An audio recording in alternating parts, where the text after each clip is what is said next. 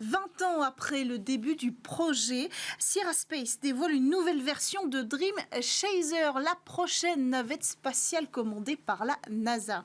Très similaire aux anciennes navettes spatiales alors conçues à l'époque par l'agence américaine, le Dream Chaser aura pour principale mission de ravitailler la station spatiale internationale.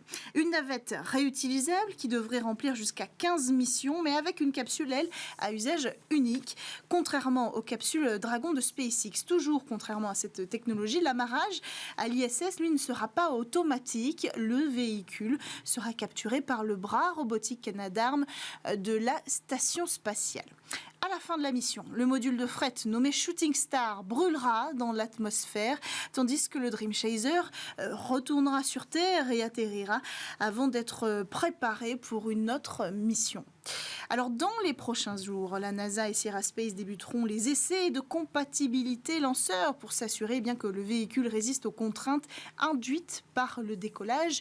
Une étape très importante puisque ensuite, d'ici la fin du mois de juin, le vaisseau spatial effectuera sa première mission de démonstration et de qualification à bord du lanceur Vulcain du LA qui vient tout juste de faire ses preuves. Le cosmonaute russe Oleg Kononenko bat le record mondial du temps passé dans l'espace.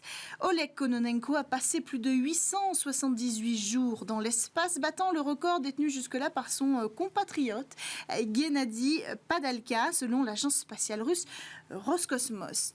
Mais il va encore plus loin. À l'issue de sa mission actuelle, Oleg Kononenko devrait battre un second record, puisqu'il deviendra le premier humain à avoir cumulé 1000 jours dans l'espace. Une prouesse technique mais surtout humaine qui demande à l'astronaute une discipline hors norme pour maintenir son corps en bonne santé malgré la microgravité.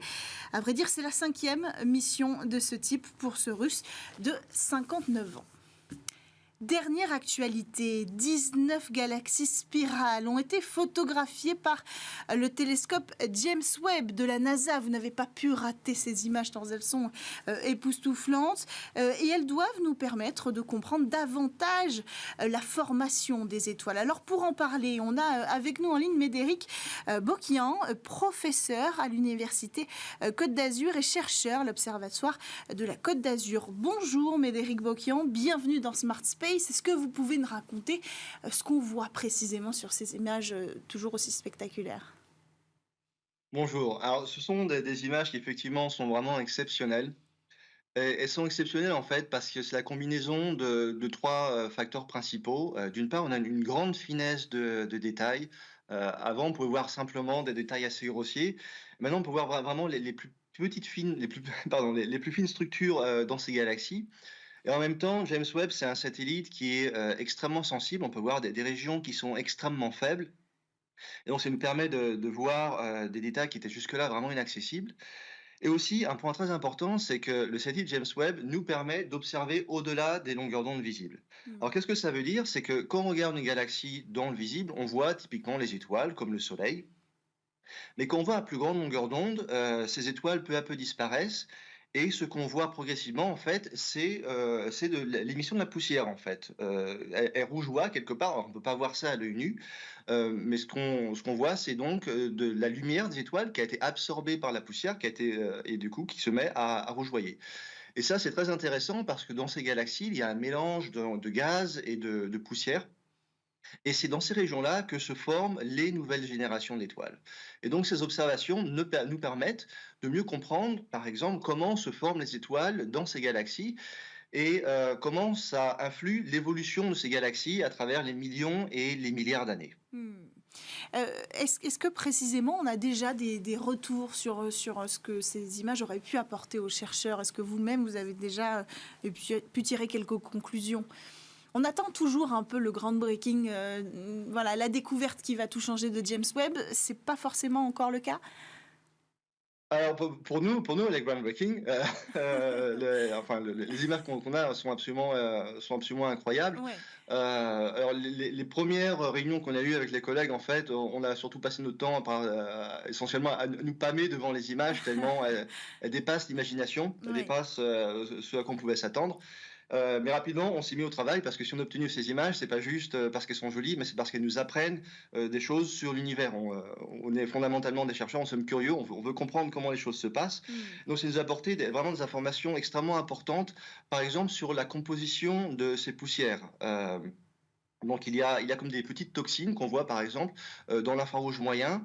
Et c'est ça, par exemple, James Webb nous permet de mieux comprendre en fait les propriétés de ces poussières. Ça nous permet aussi de mieux comprendre comment se forment les étoiles. Par exemple, un, un- un phénomène typique, c'est que les étoiles ne se forment pas toutes seules. Elles se forment en groupe. Mhm. Ce sont des animaux un peu grégaires quelque part. Donc ça forme ce qu'on appelle des amas d'étoiles. Et donc ces amas d'étoiles vivent après quelques millions, quelques dizaines de millions, quelques centaines de millions, certains quelques milliards d'années avant que les étoiles finalement ne se dissolvent dans la galaxie. Et mieux comprendre comment se produit ce phénomène nous permet de mieux comprendre la formation d'étoiles, et ça nous permet aussi d'obtenir comme une sorte de chronomètre. D'accord. Une des grandes difficultés qu'on a, c'est de comprendre finalement à quelle vitesse se forment les étoiles. Et on a maintenant, grâce à James Webb, une bien meilleure capacité en fait à mesurer des âges. Alors quand on parle d'âge, ici on parle en millions d'années. Pour nous, un million d'années, c'est une période extrêmement courte. Et donc ça nous permet voilà, de mesurer ce type d'échelle de temps. Hmm. Et in fine, de comprendre aussi comment notre étoile, le Soleil, a pu apparaître dans notre galaxie, c'est ça? Alors, absolument. Donc le Soleil est né avec. Le Soleil n'est pas né tout seul. On sait qu'il Voilà. y a des frères et des sœurs du Soleil ou des cousins, des cousines qui partagent certaines caractéristiques. C'est donc le Soleil est né avec d'autres étoiles dans une région de formation d'étoiles. Alors là, évidemment, on regarde d'autres régions de formation d'étoiles qui ne sont pas dans nos galaxies, mais dans des Mhm. galaxies voisines. Mais ce sont des régions qui, avant, étaient extrêmement difficiles à observer. Par exemple, si on essaie de les observer avec le satellite Hubble, qui est bien connu, qui Mhm. est beaucoup plus sensible au visible. Le problème, c'est que la poussière absorbe de façon très efficace le rayonnement visible. Et ce sont des régions où il y a énormément de poussière, ce qui fait qu'en fait, on ne pouvait pas les voir. Et James Webb, ça nous a permis de découvrir en fait des régions de formation d'étoiles qui jusque-là étaient complètement invisibles à nos yeux avec Hubble. Merci beaucoup, Médéric Boquien, d'avoir pris le temps de nous décrypter un petit peu ces images qui sont pour nous époustouflantes et pour vous révolutionnaires aussi, hein, si je comprends bien ce que vous nous expliquez. Continuez d'analyser ces images et puis on en reparlera en plateau pour connaître un petit peu plus sur la révolution que nous apporte ce télescope James Webb. On enchaîne, quant à nous, avec le Space Talk direction la Lune et le programme Artemis.